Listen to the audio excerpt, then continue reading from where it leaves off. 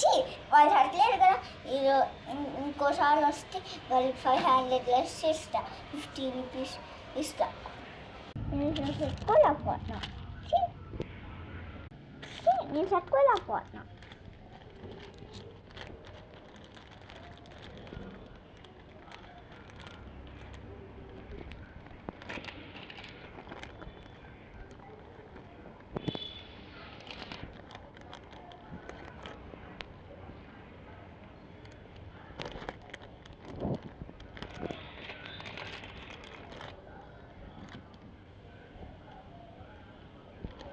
అమ్మయ్య సట్టేసారే.